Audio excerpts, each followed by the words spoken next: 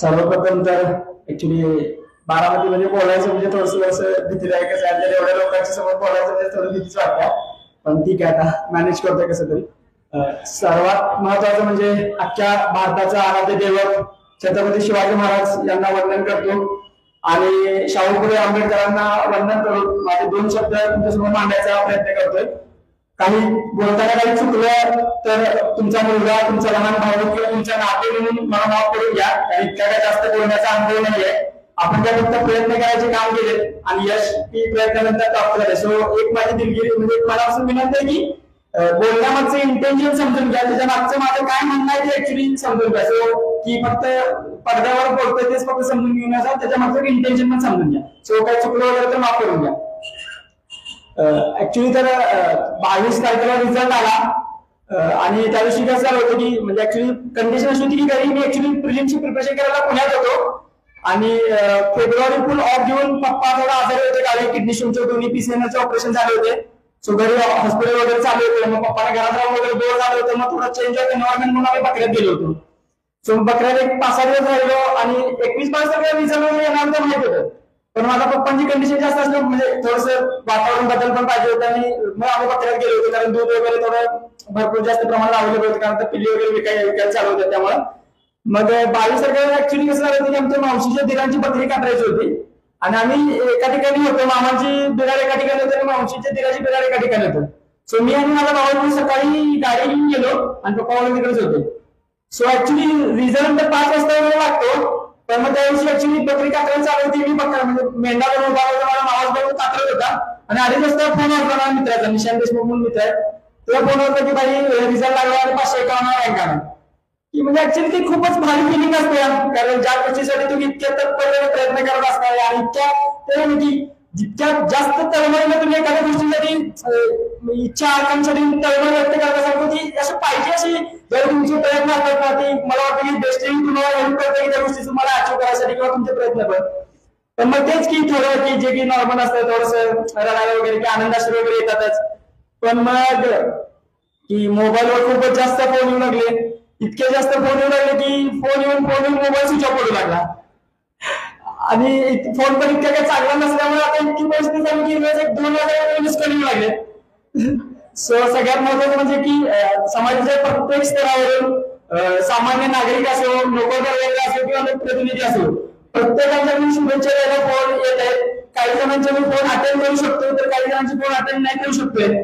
So एकच म्हणायचं की ज्यांची मी फोन अटेंड नाही करू शकतो किंवा ज्यांना मी रिप्लाय नाही देऊ शकतो त्यांची मी ऍक्च्युली दिलगिरी व्यक्त करतो. कारण काय ना, माझं सक्सेस हे माझं नाहीये, कारण हे काय दर्शवतं का सामान्य माणसाचं सक्सेस हे मला दाखवते की म्हणजे एखादा सामान्य माणूस जिद्द चिकावी केला आणि आपल्या प्रयत्नांशी प्रामाणिक राहून कष्ट करू लागला तर तो त्यांच्या प्रयत्नामध्ये नक्कीच यशस्वी होऊ शकतो. हे मागचं मला वाटतं की इतक्या जास्त लोकांनी डोकावण्याचं कारण हेच आहे की लोकांना वाटतं की माझा भाऊ झाला IPS, लोकांना असं वाटतं की माझाच पोरगा IPS झालाय. सांगायचा उद्देश काय की लोक कसं आहे की दरवर्षी UPSCचा रिझल्ट लागतो, दरवर्षी 1000 इंटरव्ह्यू सिलेक्ट होतात, पण मग क्वचित एखाद्या विद्यार्थ्याला लोकांकडून खूपच जास्त आपुलकी प्राप्त होते. मला आपुलकी प्राप्त होण्याचं कारण हेच आहे की लोक माझ्या सक्सेस सोबत असोसिएट करायला लागले की यार अरे यार म्हणजे ठीक आहे खूपच भारी आहे की म्हणजे असं वाटायला लागलं की इतक्या म्हणजे की एकदम गावाकडून आलेले विद्यार्थी इतके जास्त कष्ट वगैरे घेतले. पण कष्ट वगैरे म्हणजे सांगायचं उद्देश काय की कष्ट आणि UPSC तुम्हाला माहिती की इतकी पण सोपी एक्झाम नाहीये आणि इतकी पण अवघड पण नाहीये, कारण मी क्रॅक करू शकतो तर माझ्यासाठी सगळे विद्यार्थी क्रॅक करू शकतात. सो अवघड आणि सोपं हे फक्त आपल्या मनाची स्थिती असते असं मला वाटतंय. समजा तुम्ही म्हणतात त्याला अवघड आहे तर ते अवघडच जाणार आणि तुम्ही म्हटलं तर सोपं आहे तर मग थोडं सोपं जाणार, पण हे म्हणून पण चालणार हे पण कष्ट पण करावं लागणार की फक्त म्हणजे हा ठीक आहे सोपं आहे आपण असं करतो म्हणजे काय जमणार नाही. सो की प्रयत्न पण करायला पाहिजे. सो थोडंसं माझ्या UPSC जर्नीबद्दल बोलूयात असं मला वाटतं की जे तुम्हाला खूप जास्त असं वाटतं की भारी आहे. ऍक्च्युली एप्रिल 2021 पासून मी माझी UPSC जर्नी चालू केली, पण त्याआधी मी जुलै 2020 मध्ये माझं ग्रॅज्युएशनचं लास्ट इयर चालू होतं. म्हणजे मी college of engineering Pune COET मधून BTech पास आउट केलं पण मी त्या लॉकडाऊन मध्ये घरी बसून काय करायचं, कॉलेज पण ऑनलाईन शिफ्ट झालं होतं, घरी पण थोडं पैशांची गरज होती, मला काय करायचं तर पोस्टमनचा जॉब जॉईन केला मी. गंगापूर पोस्ट ऑफिस म्हणून आमच्या इथून जवळच आहे, त्यावेळी काही जास्त काम नसायचं पोस्टाचं, कारण लॉकडाऊन होतं. म्हणलं आता ठीक आहे, आठवड्यात एकदा दोनदा जाऊन जर समजा 10,000 महिन्याला मिळत असतील तर 22 काम आहे, काय निवांत काम आहे. तासावर पत्र वाटायची, यायचे 10 तास द्यायला लागले, सो ते भारी वाटायचं. सो एक 10-11 महिने पत्र पोस्टमनचं काम केलं. पण नंतर आम्हाला तापा वाढला. पण मग काय करतो माहिती काय कळतं की प्रिपरेशन करायचे, ते प्रिपरेशन करायसाठी स्पार्क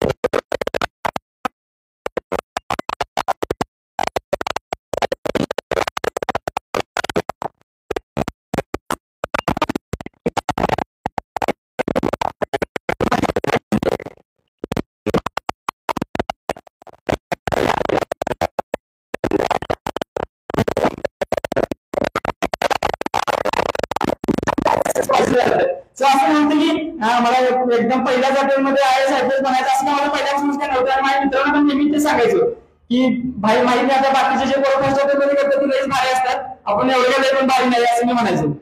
सो मग परत 2022च्या पिढी नंतर मेन्सचा थोडा अभ्यास चालू केला. मग माझं असं असायचं की समजा एखाद्या टॉपरच्या 10 पानाच्या नोट्स असतील आणि माझ्या 100 पानाच्या नोट्स असतील तर ते मला सारख्या वाटायच्या, कारण मला माहित असेल ते पिक्टोग्राफी एक मेमरी तयार व्हायची की मला आठवायचं की मी माझी कोणत्या नोट्स कुठे काय लिहिलेलं आहे ते सगळं माहित असायचं.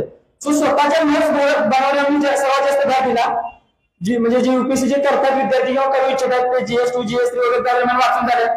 पुन्हा फेब्रुवारी 2023 मध्ये UPSC ची प्रिपरेशन चालू केली. मागच्या ज्या अटेम्प्ट मध्ये मला चुकले होते, खूप सिली मिस्टेक झाले होते, म्हणजे खूप फालतू मिस्टेक जे की करायला नाही पाहिजे होतं. POG अनालिसिस जे करायला पाहिजे होते जे मी केलं होतं 2022 मध्ये, ते 2023च्या अटेम्प्ट मध्ये केलं. तर मग त्यावेळी दिल्ली सोडली, कारण दिल्लीचा खर्च जास्त का परवडत नव्हता, महिन्याला 10,000 वगैरे खर्च यायचा.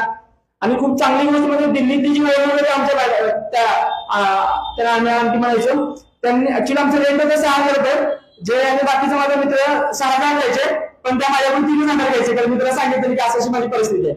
सो सांगायचा उद्देश काय की परिस्थिती काही असो, परिस्थितीला जास्त बाहेर नाही गेला पाहिजे. तुमचे प्रयत्न प्रामाणिक असले तर समाजातून मदतीचे हात तुम्हाला नक्कीच पुढे येतात.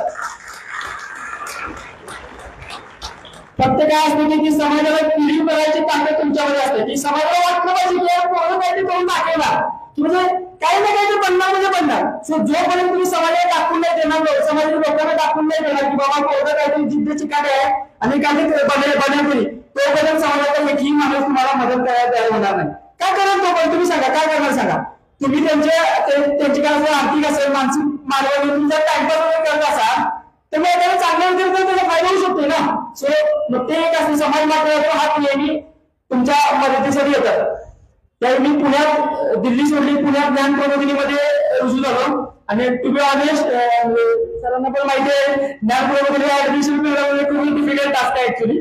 मग त्यावेळी प्रांजलला वगैरे आशिषला वगैरे हेल्प केली आम्हाला ऍडमिशनसाठी. मग विक्रू सरांनी वगैरे ऍडमिशन वगैरे दिलं, इंटरव्ह्यू वगैरे घेतला, फायनली ऍडमिशन भेटलं. मग पुण्यात थोडं UPSC ची प्रिपरेशन करणाऱ्या मुलांना ज्ञान प्रबोधिनीमध्ये एक चांगला एन्व्हायरमेंट आहे. आणि माझे सिनियर पण होते, म्हणजे प्रांजल म्हणा किंवा आशिष पाटील म्हणा, फायके म्हणा, सौर्या म्हणा, सॅम म्हणा किंवा अंड्या वगैरे म्हणा, माझे सगळे कॉलेजचे सिनियर होते की जे तिथे ऑलरेडी प्रिपरेशन करत होते. मला माहिती की आपल्याला जास्त बाकीच्या पोरांसोबत जमत नाही, आणि जर पट्ट्यातली पोरं बघा तुम्ही टाइमपास करायचं आपल्याला कसं असते की सोनावरच कांटे असल्यावर चांगले असतात, बाकीच्या कसं दुकान चालू होते. म्हणजे तसे ते माझे मित्र होते की जे चुकलं वगैरे ते सांगायचे. सो मग 2023चा पुन्हा अटेम्प्ट दिला पुण्यातून. त्यावेळी ट्राय केलं की मी ज्यावेळी मागच्या वेळी कसं होतं की माझ्या सिली मिस्टेक होत होत्या. सो थोडंसं रोज लायब्ररीला जाण्याच्या आधी 10 मिनिटं मेडिटेशन करायला ट्राय केलं. सो त्या मेडिटेशनचा फायदा इतका झाला की जेव्हा ज्या फालतू चुका व्हायच्या त्या चुका कमी मदत झाली. आणि त्या वर्षी 2023ला माझी सिव्हिल सर्व्हिसेसची आणि फॉरेस्टची दोन्हीच्या पण प्री निघाल्या. सप्टेंबर मध्ये मेन्स दिली, पण ऑगस्ट मध्ये मला डेंग्यू झाला. डेंग्यू मध्ये 15 दिवस गेले, ऑप्शनल पेपर तुझा अभ्यास झाला नाही माझा. पण मग ते की सिव्हिल सर्व्हिसेसच्या मेन्सला चांगलं देऊ नाही शकलो. सो फॉरेस्टची मेन्स खूप जास्त जिद्दीने दिली. फॉरेस्टच्या मेन्स दिल्यानंतर असं वाटतं की सिलेक्शन होणार आहे माझं, पक्का फायनल सिलेक्शन होतं पण ऍटलीस्ट इंटरव्ह्यू देणार आहे, भरपूर अंक जायची संधी मिळणार आहे असं वाटत होतं. जानेवारीमध्ये रिझल्ट आला, म्हणजे 2 चांगल्या मित्रांची मेन्स क्लिअर झाली, माझी क्लिअर नाही झाली. 15 दिवस कोम्यात गेले.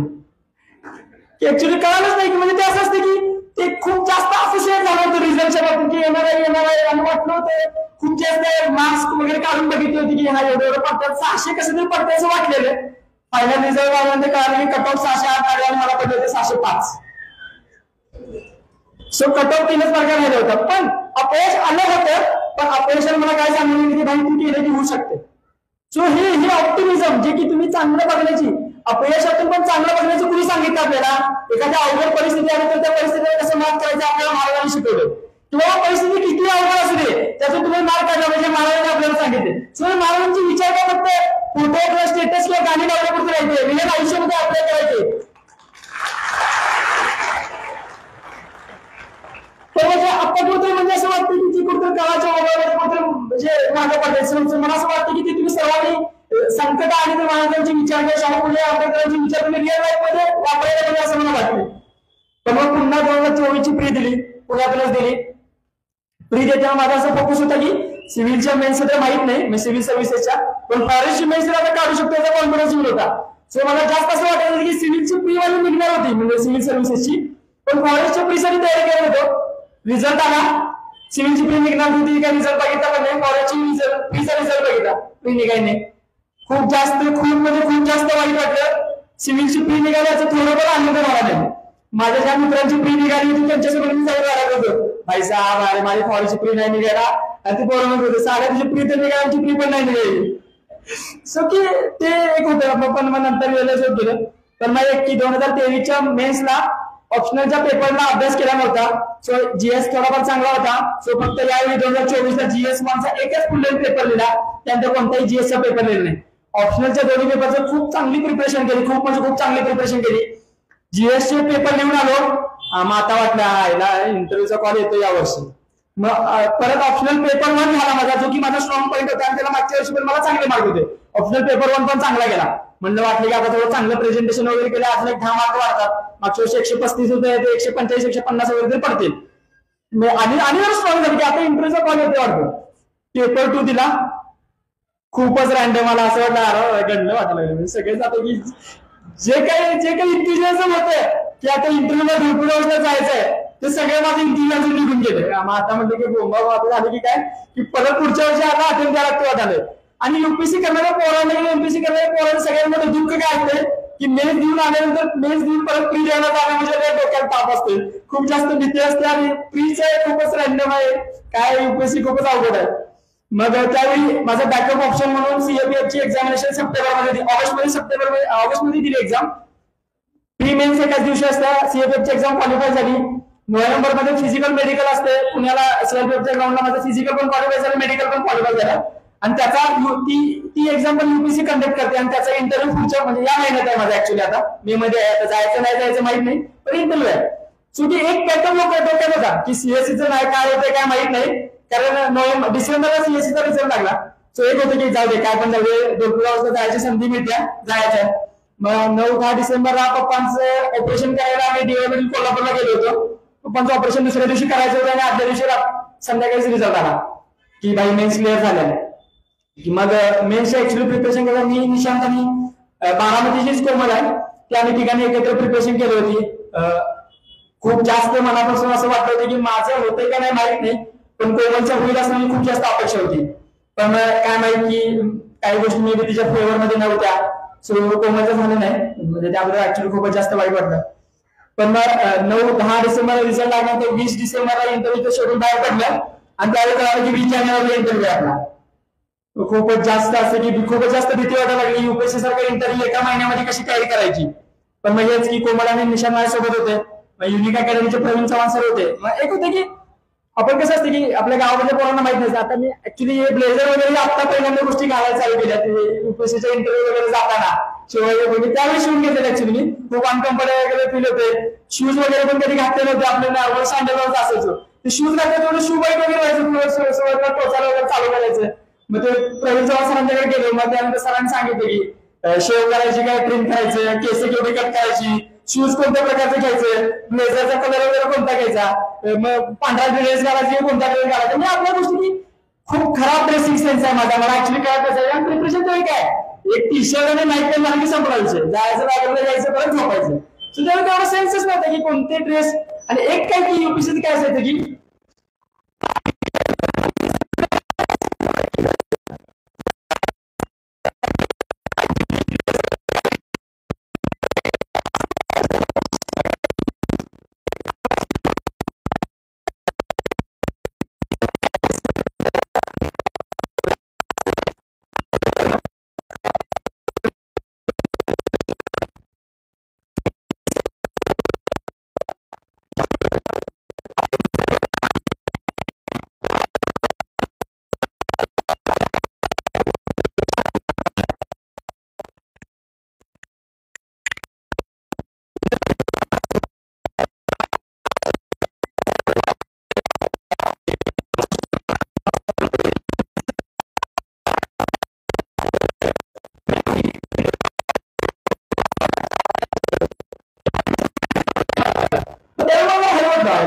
फायनान्शियल बॅकग्राऊंड वगैरे कन्सिडर केल्याला मार्क वगैरे मला जास्त पाठवलं वाटतं.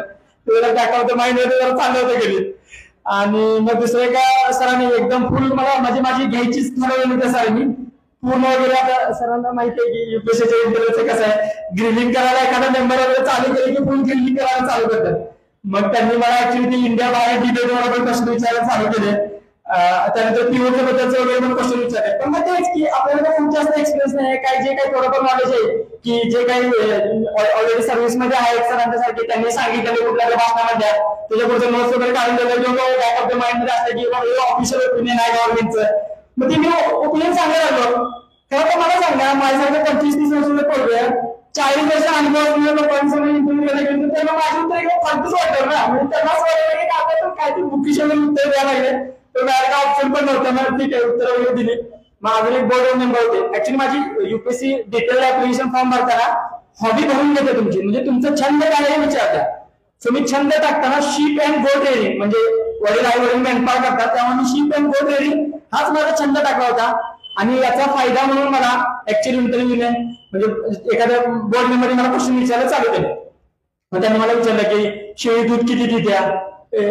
मग त्यांनी विचारलं की शेळीचे दूध वाढवायला काय करायला पाहिजे. मग त्याला पण सांगितलं. मग त्यांनी असं म्हणलं की आजकाल डॉक्टर्स शेळीचे दूध इतकं जास्त काय रिकमेंड करू लागले. मग त्यांना सांगितलं की शेळी खूप जास्त मेडिसिनल प्लांटचा पाला वगैरे खातात, तो जास्त मेडिसिनल कंटेंट शेळीच्या दुधामध्ये उतरवतो. सो त्यामुळे डॉक्टर्स शेळीचे दूध रिकमेंड करू लागले. सो ऑलरेडी तो चेअरमन सरांचा तो क्वेश्चन मध्ये फायनान्शियल बॅकग्राऊंड बद्दलचा आणि हा क्वेश्चन मला वाटलं की हा ठीक आहे बाबा खूप जास्त खराब तरी मार्क येणार नाही, कारण इंटरव्ह्यू मध्ये पोरांना दिले तर 100 पण मार्क देतात, दिले तर 200 पण मार्क देतात. इव्हेंच्युअल मध्ये या गोष्टीचा फायदा झाला. सांगायचा उद्देश इतकाच की काय 160 मार्क पडले, डिसेंट आहेत, थोडंसं ऍव्हरेज आहेत, पण ठीक आहे काय हरकत नाही. अजून कमी असतील तर लिस्ट मध्ये पण असलो नसतो.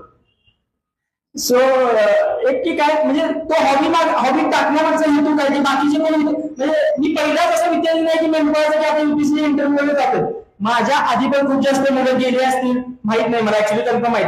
तर त्या मुलांना मला वाटतं थोडं कमीपणा वाटतं काय काय माहित नाही की शीप अँड गोट रेडिंग टाकायची किंवा नमूद करायचं काय कमीपणा वाटतं असं माहित नाही मला.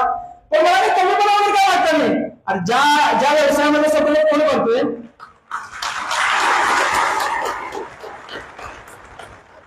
ज्या व्यवसायातून मला कोण बघत त्या व्यवसाय नमूद करायला ते छंद वगैरे जोपासणं काहीच हरकत नाही. मी माझ्याच व्यवसायाचं नाही तर समाजातल्या प्रत्येकाला सांगतोय की समाजातील प्रत्येक व्यक्ती एक सन्मानाचा जीवन आणि सन्मानाचा रोजगार नक्कीच करत असते. प्रत्येकाची जे आपण लोकच ठरवत असतोय की तू लय भाडे आणि यो लय भाडे असं काहीच नसतं. प्रत्येकाचा रोल महत्वाचा आहे. शेतकरी नसणार तर पोचणार कोण, कसं आहे ते सगळे महत्वाचे.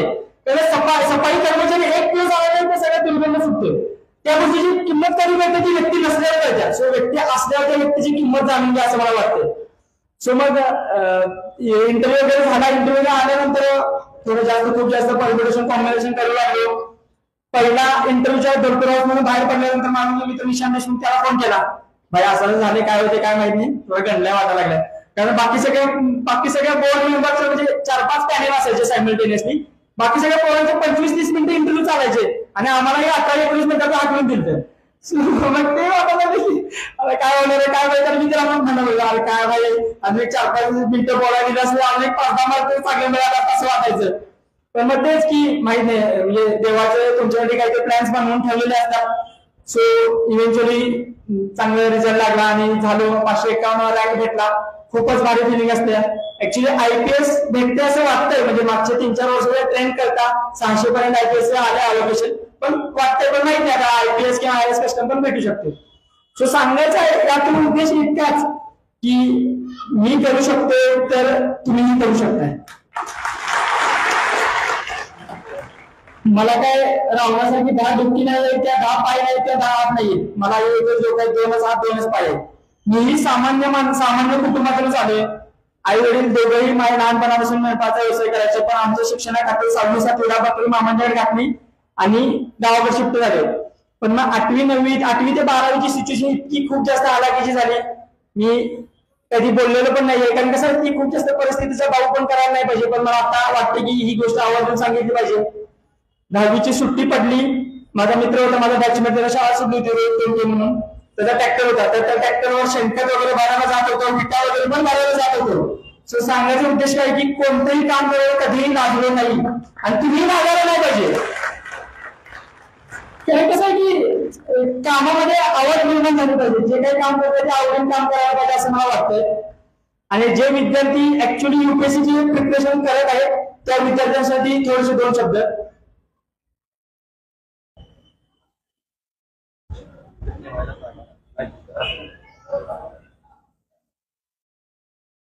आता बरेच माझे मित्र आहेत जे माझ्यापेक्षा पण खूप जास्त हुशार आहेत, माझा खूप जवळचा मित्र पण आहे. पण अशा वेळी काय होते की प्रीची जी थिन लाईन क्रॉस करणं ना खूप म्हणजे अनप्रेडिक्टेबल आहे. काही जणांचे होते, काही जणांना तो नॅक भेटतो, काही जणांना नॅक भेटत नाही. सो काही असे मित्र आहेत की ज्यांचे कॅलिबर असते तरी पण प्री क्रॅक होत नसत्या. सो तर त्या विद्यार्थ्यांनी काय त्यांना सांगेन की इतकंच ते प्रयत्न करत राहा. पण असे काही विद्यार्थी असतात, म्हणजे कसं असतं की प्री क्रॅक म्हणजे काय कट ऑफ 90 आहे आणि तुम्हाला पडतात 85-87. सो काय म्हणायचं कंटिन्युअसली तेवढे मार्क करते, म्हणायचं काय उद्देश की तुम्ही खूप क्लोज आहे. म्हणजे थोड्याफार गोष्टी त्या दिवशी तुमच्या फ्लेवर मध्ये नाही आहेत, पण मग तुम्ही प्रयत्न करू शकता, अजून एखादा दुसरा अटेम्प्ट देऊ शकताय ज्यांचं क्लोज आहेत मार्किंग. पण असे काही लोक आहेत की ते 3-4 वर्ष प्रिपरेशन करतात किंवा 5-6 वर्ष प्रिपरेशन करतात, कट ऑफ असता 80, यांना पडतात 50-40 आणि कोणाला त्याला कळतो वाटतं 5-6 वर्ष प्रिपरेशन करायला चालू करतात. मास्टर फालतू मला बंद करायला पाहिजे ना. म्हणजे तू ऑनेस्ट मी तेव्हा रग बोलतोय, पण मला असंच आहे की काय असं तोंडावर ठोक बोलायचं, मागायला असं गोडपीठ बोलणं आपल्याला जमत नसते की म्हणजे तोंडावर गोड बोलतो आणि मागे असं काय आपल्याला जमत नाही. तुमच्या कोणाला सांगायचं होते काय 3-4-5 अटेम्प्ट दिल्यानंतर स्वतःची पात्रता समजते. ऍक्च्युली काय झालंय की पात्रता शब्द वापरायचं नाही, त्याच्या लायकी शब्द वापरायचो. तर माझे काही चांगले जवळचे मित्र त्यांनी म्हटलं की मला लायकीचं असं तर असं वेगळं वाटतं, पात्रता वगैरे वापरलं, त्यामुळे मी आता पात्रता वगैरे वापरायला चालू केले.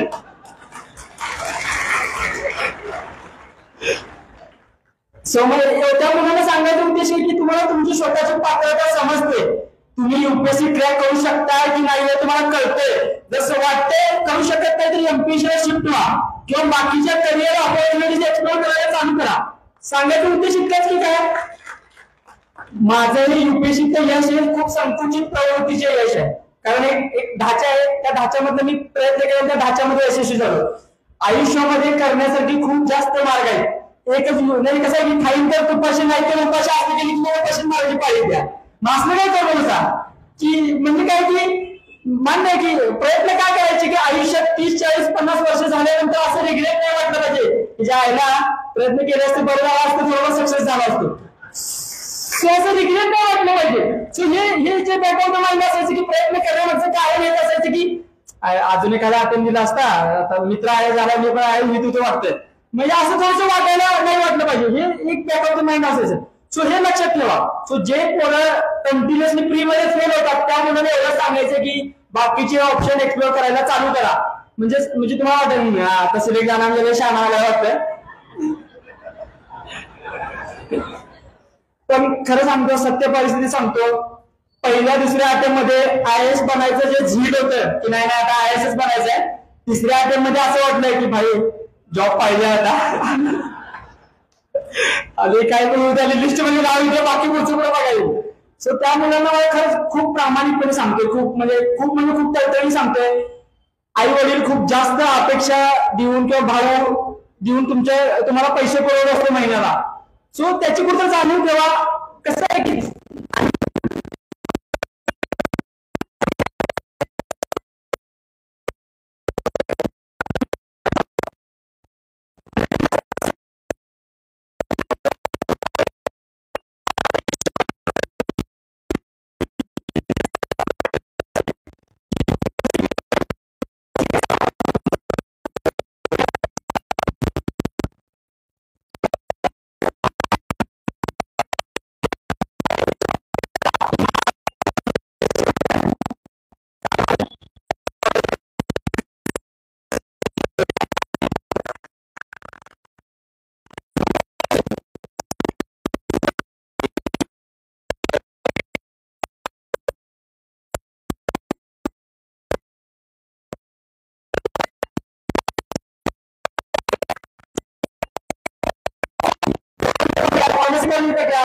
कुठे पण करा. म्हणजे आज कॉमर्स करायचं जेएनयू बीयू सारख्या चांगल्या नामांकित युनिव्हर्सिटी मधून करा. की आपल्या गावामध्ये थोडस आर्ट्स कॉमर्स जास्त की नाही, पण बीयूला जेएनयू म्हणून बघा. आज कॉमर्स करायला एकदम टॉपची प्रायोरिटी आहे. सो की तुम्हाला करायचं ग्रॅज्युएशन तर इतक्या हाय युनिव्हर्सिटी मधून करा की म्हटलं पाहिजे की यायला पोरं बीयू मधून पास झाले. इथे आमचं पण फक्त असं वाटतंय आम्ही ग्रॅज्युएशन सीयूबी मधून केलंय, ते जे बीयू मधून जेएनयू मधून पास झाले त्यांना आहे का बीयू मधून पास झाले. म्हणजे पहिल्याचा एक दृष्टिकोन वेगळा असतोय. सो जो दृष्टिकोन तुम्ही कमावा लागतो तो आपोआप मिळत नाही, तो कमावा लागतो. जे आयआयटी मधून पास आउट झाले त्या पोरांना आम्हाला वाटते आयआयटी मधून पास आउट झाले. सो ते खरं काय नाही ते आहे ऍक्च्युली तो आहे आयआयटीचा गव्हर्नमेंट मेडिकल कॉलेजचा, त्यांनी ते कमावलंय. ते असंच भेटलेलं नाहीये, त्यांच्या मागचे कष्ट पण आहे. सो ग्रॅज्युएशन खूप चांगल्या नामांकित कॉलेजमधून करा. मी प्रिपरेशन ग्रॅज्युएशनच्या म्हणजे त्यावेळी माझं इंग्लिश इतकं खराब इतकं काय चांगलं नव्हतं. थोडं आपल्या गावाकडे माहिती आहे ना इंग्लिश की ठीक आहे जरा जरा जमत असते जरा जरा जमत असते. मग इंग्लिशची ती भीती घालवण्यासाठी म्हणजे जे प्रिपरेशन करायची इच्छुक आहे त्या विद्यार्थ्यांसाठी सांगतो ग्रॅज्युएशन मध्ये. सो थर्ड इयर मध्ये माझं म्हणजे थोडं कसं टेक्निकल इंग्लिश चांगलं होतं, म्हणजे ह्युमॅनिटीज आणि इंग्लिश जे लिहावं लागत होतं पेपरमध्ये इतकं काय चांगलं नव्हतं. सो मग डेलिबरेट प्रॅक्टिस करायला चालू केली. एनसीआरटी जे की युपीएससी करणाऱ्या विद्यार्थ्यांसाठी खूप बेसिक समजलं जातं आणि ते बेसिक पण आहे. कसं एनसीआरटी ऍक्च्युली नवीन आम्ही पोरांसाठी बनवलेले 12वीच्या, पण युपीएससीची पोरगी इतकी आढळली होती की त्यांना समजत नाही, त्यामुळे परत एनसीआरटी वाचायला लागते. सो आम्ही काही हुशार नसते असं मला म्हणायचा उद्देश आहे. मग तेच 12वीची एनसीआरटी परत वाचायला लागतात. मग पोरांनी मग थर्ड इयरला एनसीआरटी वाचायला चालू केली. मग त्यावेळी इंग्लिश माझं भारी नव्हतं. सो इंग्लिश मध्ये अवघड शब्दांचे अर्थ मराठीमध्ये त्या पुस्तकांमध्ये लिहू लागलो. मग थर्ड इयर लावून गेलो. मग माझे जे मित्र होते ते मला लागलं की सध्या परिस्थिती काय की मराठी ऍज अ मेन्सला मीडियम घेऊन किंवा मराठी ऍज अ इंटरव्ह्यूला घेऊन सिलेक्शनचा रेशो कमी आहे as compare to English. So असं डिसाईड केलं की इंग्लिश मधनं जाता पेपर देऊया. सो जे पुस्तकं मी ऑलरेडी वाचले होते मेरियम वेबस्टर नावाची डिक्शनरी डाउनलोड केली मोबाईलमध्ये आणि इंग्लिश मधल्या अवघड शब्दांचे अर्थ इंग्लिश मध्ये लिहू लागलो की मी व्होकॅब्युलरी डेव्हलप केली. रोज इंग्लिशचा इंडियन एक्सप्रेस नावाचा न्यूजपेपर वाचायला चालू केला. तर मग स्वतःचा एक व्ह्यू पॉईंट वगैरे बनायला तयार झाली. सो एक स्टेज असं आली त्या स्टेजला असं वाटू लागलं की ऍक्च्युली युपीएससी मध्ये मराठी मधून पण पेपर एक द्यायचं असते पेपर असते. तिथं अशी सिच्युएशन असे आली की आम्हाला ते सस्टेनेबल डेव्हलपमेंट मराठीमध्ये काय म्हणत्या क्लायमेट चेंज मराठीमध्ये काय म्हणते असं सिच्युएशन आले. सांगायचा उद्देश काय की म्हणजे थोडंफार ग्रॅज्युएशन पण इंग्लिश मधूनच झालं. मग त्यावेळी मी माझ्या जे ऑलरेडी मराठीमधून ज्यांनी ग्रॅज्युएशन वगैरे केलं वेगळे केलं त्या मुलांना मी फोन लावलो ह्याला काय म्हणायचं असतं थोडे कीवर्ड्स वगैरे जमा करून घेतले कारण मराठीमध्ये असं लिहायचं पास व्हायचं. आणि खरं सांगतो 75 मार्क मिळवलं पण पोरांना आवडत जातात मराठीमध्ये. माझ्या एका मित्रांना 70 मार्क पडले मराठीमध्ये आणि मराठी क्वालिफाय झाला नाही तर तुम्ही तिथे किती पण मार्क मिळा तुमचा पेपर चेक होईल. सो सांगायचं की प्रत्येक विषयाचं महत्व आहे. मी हेच करीन तेच करीन एवढंच करीन तेवढंच करायला चालत नाही. हे करायला लागते पर्यायच नाही. तू करणार नसतं तर बाकीची कोणतं करणार सिलेक्ट न पडायचं ना आणि तू सगळं करायचं की नाही करायचं. सो मग ते की ग्रॅज्युएशनच्या मुलांनी काय थोडंसं जे एनसीआरटी वगैरे चालू करा. माझा रँक 551 आहे. माझा खूप खाली रँक आहे. युपीएससी मध्ये ऑल इंडिया रँक 1 ते 10 मध्ये जी मुलं असतात त्यांची टॉपरची स्ट्रॅटेजी बघायला चालू करा. मी काय शिका माझ्याकडे अशी काही जादूची छडी नाहीये जी की मी 12मधल्या पोरांना देणार आणि युपीएससी मध्ये 12मध्ये पोरं सिलेक्ट होणार. एकच जादूची छडी आहे हार्डवर्क हार्डवर्क हार्डवर्क. बाकी आपल्याकडे काहीच मंत्र नाहीये जे तुम्हाला देईन. आता इथे येण्यामागचं कारण इतकंच की आज एकटा यशस्वी होतो, उद्या बारामध्ये 100 करोड युपीएससीच्या लिस्टमध्ये लागतील. सो ग्रॅज्युएशनच्या मुलांनी त्या गोष्टीचं घेतलं पाहिजे. आणि मी दिल्लीला क्लास केला. क्लास करण्यामागचं कारण माझं हेच होतं की 2-3 वर्ष प्रिपरेशन केल्यानंतर परत रिग्रेट नाही झाला पाहिजे. आईला क्लास केला असता बरं झाला असतं, असं बरं भारी वाटलं असतं. सो की कसं आहे की माणूस आयुष्यामध्ये पैसा उभा करू शकतो. माझी परिस्थिती अजून पण खराब आहे. मला जो आता पेमेंट चालू आहे नाही, म्हणायचा उद्देश काय की अजून रेग्युलर लाभ आहे. अजून पण परिस्थिती जशी रिझल्टच्या आधी होती तशीच परिस्थिती. असं काही जास्त रिझल्ट लागला गेले काय श्रीमंत असं काय नाहीये. तर सांगायचा उद्देश काय की मी करू शकतोय तर तुम्हीही करू शकता. सो क्लास लावण्याचं कारण एवढंच होतं की रिग्रेट नाही वाटतं. म्हणजे माणूस आयुष्यामध्ये पैसा उभा करू शकतो, पण एकदा ती 1-2 वर्ष निघून गेल्या तर आयुष्यातील ती 1 वर्ष नाही आणू शकत. मार्क करून घ्या, खरं सांगतो खूप जास्त रिग्रेट होतं वेळ निघून गेल्यानंतर. सो ते माझं म्हणणं होतं की मी क्लास लावून टाकला. आणि क्लास लावून का टाकला, मला 2,35,000 रुपये अजित शहाने मला मदत केली होती, क्लास लावला. समजा मला काही मदत करायला तयार झालं असतं तर मी क्लासेस लावला नसता. सिंपल होतं, माझा फंडा सिंपल होता. पैसे जमा झाले क्लास लावायचा, नाही जमा झाले सेल्फ प्रिपरेशन करायचं. मग आता ज्यांच्या घरची फायनान्शियल कंडिशन चांगली आहे त्यांनी मला असं वाटतं की क्लास लावायला काही हरकत नाहीये. ठीक आहे, आता बाकीचं मी होतं सांगणार नाही, थोडं कॉपीराइट इश्यू मला सोडतं तिथे तसं बोलणार नाही आता ऍक्च्युली ऑन स्क्रीनवर. ठीक आहे, मी बाकीच्या जे पोरं येतात त्यांना सांगेल ऍक्च्युली जसं टेलिग्रामवर काय काय चालतंय ते.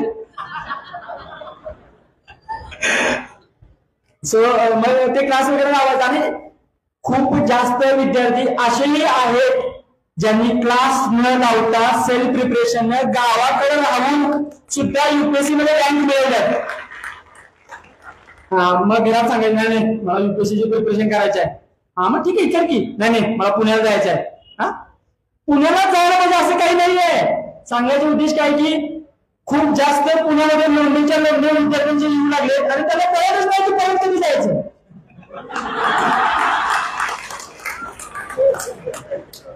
सो मग हे जे की आयुष्यात मागे कधी वळून बघायला पाहिजे, तुम्हाला स्वतःला समजलं पाहिजे. सो हे कधी समजणार ज्यावेळी तुमच्याकडे बॅकअप ऑप्शन असेल तर. युपीएससी मध्ये सक्सेस झाला असतो चांगली गोष्ट आहे, नाही झालं असेल त्याच्यापेक्षा चांगली गोष्ट आहे. कारण की भारी आता आहे ना, हा युपीएससी प्रिपरेशन करत होतो. आता मला माहिती आहे की सिस्टीम मध्ये आल्यानंतर खूप जास्त चॅलेंजेस आहे ऍक्च्युली. पण मग ते इनिशियल झील आहे, माहित नाही काय होतं. पण मग तेच की बॅकअप ऑप्शन तुमच्याकडे रेडी ठेवा. मी युपीएससी मध्ये सक्सेसफुल झालो नसतो तर मी सीओबी सारख्या नामांकित कॉलेजमधून सिव्हिल इंजिनिअरिंग केलंय. त्या बेसिसवर कन्स्ट्रक्शन साईट मध्ये मला कुठेतरी जाऊन स्वतःचा पोर घेऊ शकलो असतो, स्वतःच्या आई वडिलांची काळजी घेऊ शकलो असतो. सो या गोष्टी बॅकअप माइंड होत्यात की फुल ऑन जायचंय ठीक आहे, पण कुठे बॅकअप द माइंड मध्ये प्लॅन बी असायला पाहिजे. कसं आहे की आम्हाला इथिक्स पण आहे, मग इथिकल पर्स्पेक्टिव्ह वेगळं आहे. आता काही मुलांचं म्हणणं असं आहे की नाही बॅक प्लॅन बी ठेवला तर मग काय नाही, मग त्याच्याबद्दल आता प्लॅन बी आहे म्हणून निवांत चालतोय. त्यांचं चालतंय हो, काही नाही करतो त्यांच्या आईवडिलांनी मिळून ठेवलं असते, तसं आमच्या बाबांकडे मिळून ठेवायला तेव्हा आम्हाला अभ्यास करायची म्हणजे पर्यायच नव्हता. परतीचे मार्ग किंवा परतीचे दोर सगळेच कापलेले होते, परत जाण्याचा चान्सच नव्हता. घरी जाणार कोणतं तोंड घेऊन जाणार. जॉब करणं भागच होता, मग भले ती युपीएससी म्हणून ठेवा किंवा बाकी कुठेही करणं. जॉब करायचं, घरची परिस्थिती मॅनेज करणं खूप खूप खूप अवघड होतं. आणि एक की बारामतीचं माझ्या बाबतीतलं असोसिएशन खूप स्ट्रॉंग आहे. कारण कॉलेजमध्ये असताना गोटलवला अक्षय भेटला, 15 आहे, माझा ऑर्गनायझर होता. ऍक्च्युली त्यावेळी मला छान वागणूक पण दिली होती. त्यावेळी मला चांगली बोट वगैरे पण मिळाली होती. मला केकवरच ठेवलेलं तेवढं भारी मारत असून पण मग ऑर्गनायझरचं रूपांतर मित्रामध्ये झालं, मित्राचं रूपांतर भावामध्ये झालं, मोठा भाऊ झाला. महिन्याला मला ज्यावेळी म्हणजे मी पैसे मागव नाही मागव फक्त एक बोलायचा पैसे आहेत काय मी म्हणायचं हा आहेत पैसे, तरी मला 8,000 9,000 महिन्याला पडायचे. म्हणजे अक्षर पाठवायचं नाही पाठवायचं वहिनींची काहीच काळजी करायची नाही. अक्षराला फक्त वहिनी पण 3-4 पाठवायचे. आणि सांगायचा उद्देश काय की माहित नाही सोळंकर फॅमिलीला ती मॅच गावली मला असं वाटतं.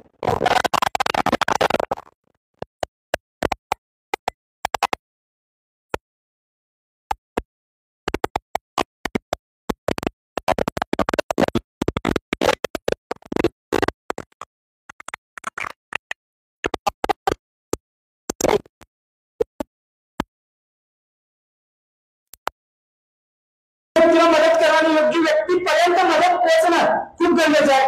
आज अक्षा नसता तर आज दुर्दैव तुमच्या समोर असला नसता.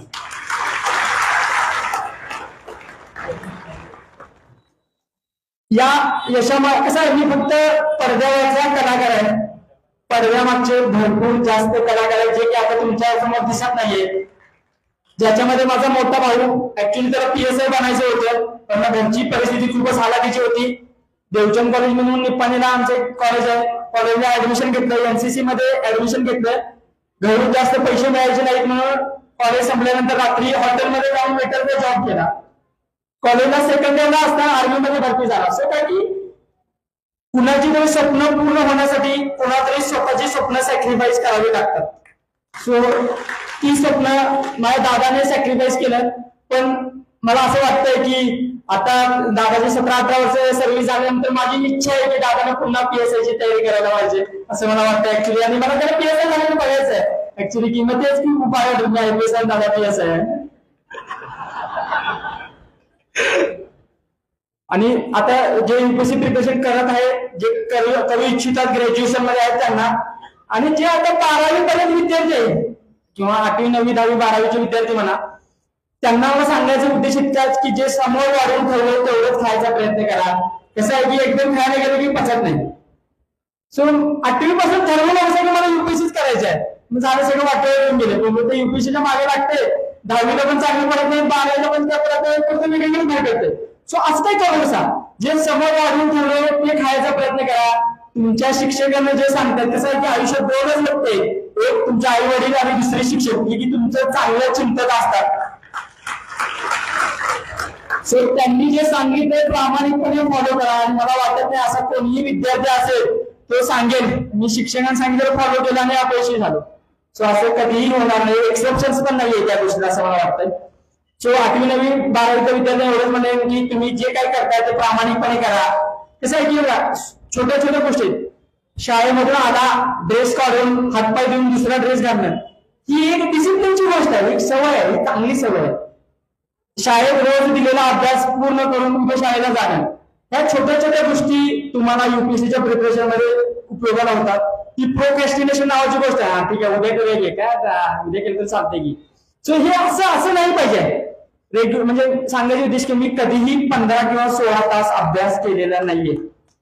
म्हणजे की खूप जास्त टॉपर्स पोरं काय करतात की यश मिळालं काय माहिती असं हवा जाता डोक्यात आणि स्टेजवर येऊन सांगायला चालू करतात, नाही मी 20-20 तास 16 तास अभ्यास करता. पण म्हणजे ऑनेस्टली ज्यावेळी एक्झाम माझी नसायची किंवा एक्झाम डोळ्यासमोर असायची त्यावेळी माझा ऍव्हरेज अभ्यास 6 ते 8 तास असायचा. आणि ज्यावेळी एक्झाम म्हणजे GSचा माझा पेपर झाला आणि ऑप्शनलचे पेपर झाले त्या दरम्यान माझा मात्र अभ्यास 10 ते 11 तास झाला. तो सांगायचा उद्देश काय की रोज थोडं अभ्यास केला तर नक्कीच मोठं समुद्र बनायला काय हरकत नाहीये. ते थेंबे तळ्यात साचत जाते. आणि आपण काय करतो एकदम मोठं काहीतरी घ्याय बघतो आणि ते गावात नाही हातात. सो मग तसं करू, छोटे छोटे पावलं उचला, छोट्या मार्गाने किंवा छोटे पावलं टाकत पुढे जावा. आणि 2 गोष्टी पालकांसाठी ऍक्च्युली खूप डिफिकल्ट आहे पालकांना सांगायचं म्हणजे, कारण आता कसं झालंय मला बनायचं होतं, पालकांची इच्छा काय मला PSI IPS व्हायच होतं. आता ठीक आहे मी बनायला ठीक आहे मग पोरग्याला तर बनून दाखवणारच. अरे बाबा आता त्याला काय बनायचं विचार तरी करा आधी. की म्हणजे सांगायचं काय की तुमच्या इच्छा अपेक्षा मुलांवर लादू नका प्लीज.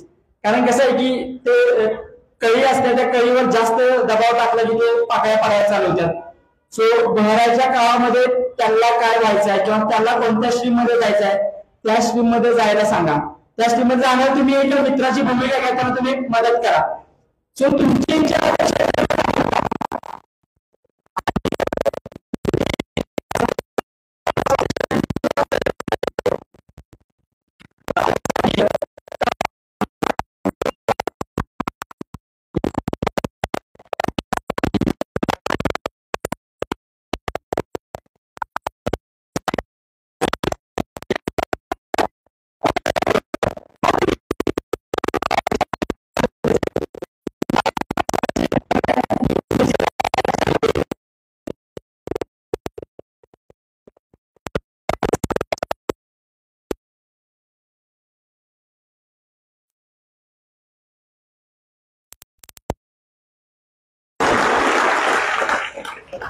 मान्य आहे, मी खूप अवघड सल्ला देतोय, पण ट्राय करून बघा.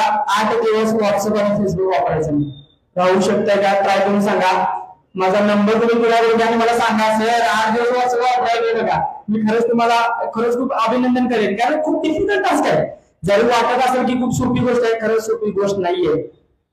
तर ही तुम्ही अंमलात आणायला पाहिजे. आणि पोरांनी जर असं मोबाईल वगैरे वापरायला कमी करायला पाहिजे. कसं आहे, हे इंटरनेट किंवा टेक्नॉलॉजी ही डबल एज स्वॉर्ड आहे, 2 धारी तलवार आहे. जी कसं आहे की कापत्या पण आणि शत्रूंना मारण्यासाठी पण उपयोग पडत्या. म्हणजे आता ती आजकाल असं व्हायला लागली की स्वतःलाच कापा लागली असं वाटायला लागले. सो त्या गोष्टीकडे थोडस लक्ष द्यायला पाहिजे असं मला वाटतंय. बाकी सांगायचा उद्देश इतकाच की आता टाइम पण भरपूर झाला ऍक्च्युली, आणि खूप जास्त माहिती नाही आता मला. ऍक्च्युली मी आजच्या मला माहिती आहे खूप जास्त लोक मला काय आपण काय भारी माणूस नाहीये, कुठं आपलं ऐकायला आणि आपण गेले भारी काय बोलत नाही. आता तुम्ही आलोच की असं काय आपल्याला ते नाहीये, आपल्याकडे एकदम प्रोफेशनल एकदम, आणि ते कसं असते ते भारीवाला आपल्याकडे नाहीये. मी थोडं वर्ष सर्व्हिस केल्यानंतर त्या गोष्टी येतील. ट्रेनिंग मध्ये एकदम मार वगैरे बसायला लागलं की मग कळेल कसं बोलायचं वगैरे. पण मग सध्या तर सिच्युएशन हीच आहे. मला इथं बोलण्याची संधी दिली ऍक्च्युली, आणि खूप जास्त बारामतीला ऍक्च्युली यायचं खूप जास्त दिवसापासून प्लॅनिंग होतं. अक्षयच्या घरी वगैरे यायचं होतं, पण मग तेच की काही ना काही काम असतं, पुढे टाइमला जायचं. माहित होतं देवानं माझ्यासाठी हा प्लॅन ऍक्च्युली ठेवला होता की ऍक्च्युली चांगला अधिकारी बनवून बारामती यायचं होतं. ऍक्च्युली माझे भाग्य होतं, आणि बारामतीमध्ये आल्यानंतर बघितलं जे खूपच भारी डेव्हलप केलेलं आहे आणि खूपच आहे. पण ते काय की सिटी कसं असते, फिजिकल इन्फ्रास्ट्रक्चर भारी नसते, लोक भारी असतात. सो सांगायचा उद्देश काय की आज एकटा यशस्वी होतो, उद्या किंवा पुढच्या वर्षी बारामतीमध्ये ज्यावेळी 100 विद्यार्थी सिलेक्ट होते त्यावेळी मला बारामतीकरांना विनंती करायची की त्यांचा सत्कार करायला मला बोलावं असं मला वाटतं. सो काय असते की म्हणजे की प्रशासनामध्ये जाण्यामागचा माझा हेतू एकच होता की कसं असतं. म्हणजे एक माझा किस्सा पण सांगतो तुम्हाला. सर आहे तिथं ऍक्च्युली, पण म्हणजे ऑनेस्टली जे सत्य घडलं ते सांगणार, अजिबात खोटं सांगणार नाही.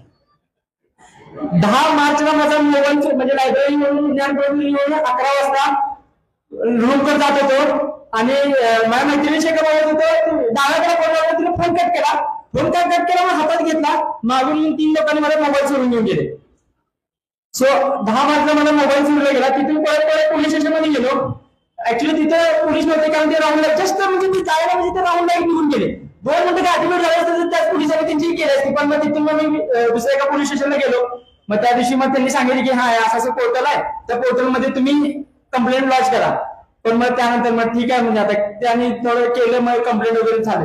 पण दुसऱ्या दिवशी माझ्या एका मित्राचे पप्पा मुंबईला सिनियर पी आहे, त्यांनी सांगितले की तुझा मोबाईल चोरीला झाला नाही, डिस्काउंट घेऊन गेले, तो व्हेरियस क्राईम आहे, उद्या पोलीस स्टेशनमध्ये परत जा आणि त्यांना सांग की एफआयआर वगैरे लॉन्च करायला. पण मग दुसऱ्या दिवशी म्हणजे पहिल्या दिवशी मला काही दाब भेटली नाही ऑनेस्टली, पण दुसऱ्या दिवशी जेव्हा मी पोलीस स्टेशनमध्ये गेले तर सविस्तर माझी एफआयआर वगैरे लॉन्च करून घेतली. IMEI नंबर वगैरे ट्रॅकिंगला टाकला. आता कसं आहे की सिस्टीम मध्ये IMEI ट्रॅकिंगला टाकणं इथपर्यंतच प्रशासनाचं काम आहे. ते ट्रॅक होतंय, कारण ते कसं आहे की मोबाईल पण ऍक्टिव्ह झाला पाहिजे ना. सो त्यामध्ये मला वाटतं की प्रशासनाची काही चूक नाही असं मला वाटतंय. सो प्रशासनामध्ये येण्यामागचा माझा हेतू एकच होता, सामान्य माणसाची काय अपेक्षा असते हो की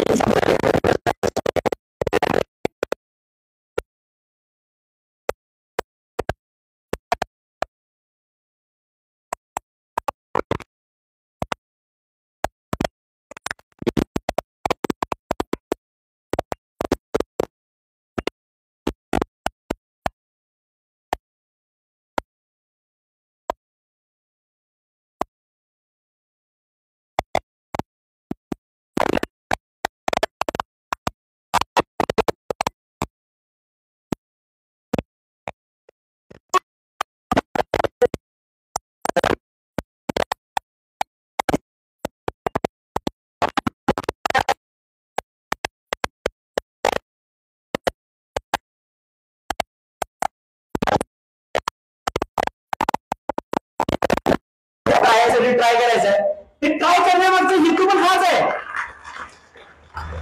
की ट्राय करण्यामागचा हेतू पण हाच आहे. यायला अजून एखादा अटेम्प्ट दिला असतो तर आयच झाला असता. ही छोटी गोष्ट आहे, पण हीच आहे गोष्ट. जी की तुम्हाला हार मानत येत नाही. म्हणजे काय की हे सामान्य माझे कॅरेक्टरिस्टिक्स आहे. ते मी काय खूप भारी माणूस नाहीये.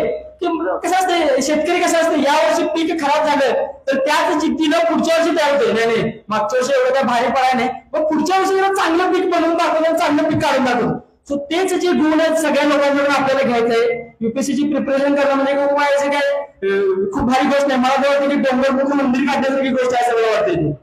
सो एक उद्देश काय की प्रशासनामध्ये गेल्यानंतर की ते लोकांकडून ऐकून घेण्याची मला ताकद देव, तुमच्या सगळ्यांचे आशीर्वाद राहावे माझ्या पाठीशी कायम. आणि तुमच्या सगळ्यांचे म्हणजे शुभेच्छा पण मला पाहिजे की मला परत IAS ट्राय पण करायचं आहे. आणि आता माहित नाही ऍक्च्युली की 25 तारखेला प्री आहे, निघणार आहे नाही निघणार आहे माहित नाही, कारण खूपच ऍक्च्युली रॅन्डम आहे. युपीएससीचं प्रीचं माहिती आहे, जास्त हळू उडायला लागलं की युपीएससी बरोबर आपडते जमिनीवर. सो प्रयत्न करतो, माहित नाही खूप जास्त फॅक्टर्सवर डिपेंड आहे. समजा बोलताना माझ्याकडून काही चुकीचे वगैरे शब्द गेले असतील तर त्या चुकीचे शब्द बोलण्यामागचा मला किंवा दुखावण्याचा काही माझा हेतू नव्हता. की माझे जे 2 गोष्टी मी ज्या गोष्टीतून घडलो त्या गोष्टीतून समजा माझा 10 आंब्यांना दगड मारावं लागलं तर त्या 10 आंब्यातला एक जरी आंबा पडला तर मला वाटेल की इथे आल्याचं माझं सार्थक झालं असं मला वाटतं. सो बोलण्यातून काही चुकीच्या वगैरे गोष्टी घडल्या गेल्या असतील तसंच ते बोलण्याच्या ओघातून काही बोलता कळत नसते. सो तुमचा मुलगा, तुमचा भाऊ किंवा तुमचा नातू म्हणून मी तुमची माफी मागतो सगळ्यांची. आणि मला इथे बोलण्याची संधी दिली आणि खूप जास्त म्हणजे इतकं बोलताना एकही आवाज आला नाही. तर म्हणजे इथे खूप भारी फिलिंग असते की एखाद्या समोरच्या बोलणाऱ्याला कसं असते की भारी कठीण वाटते की जेव्हा समोर जे ऐकून घेणारे पण तितके व्यक्ती स्ट्रॉंग असतात. आणि जे विद्यार्थी पलीकडे बसतात त्या सगळ्या विद्यार्थ्यांना मला सांगायचं इतक्याच हेत व्यासपीठाच्या त्या बाजूला बसून ऐकणे ठीक आहे असतंय, पण व्यासपीठाच्या या बाजूला येऊन ते तुम्ही बोलत असतात आणि सगळे ऐकत असतात, खूप भारी फिलिंग असतात. खूप म्हणजे खूप भारी फिलिंग असतात. सगळ्या विद्यार्थ्यांना मी एवढीच शुभेच्छा देतो. तुम्ही सर्वांनी सुद्धा या साईडला यावं. ते मग क्षेत्र कोणतेही असो त्यामध्ये मी जिद्दीनं तळमळीनं प्रयत्न केले पाहिजेत आणि तुमचे यश मी गाठलं पाहिजे असं मला वाटतं. एवढं बोलतो आणि माझे मी 2 शब्द संबोधतो. थँक्यू.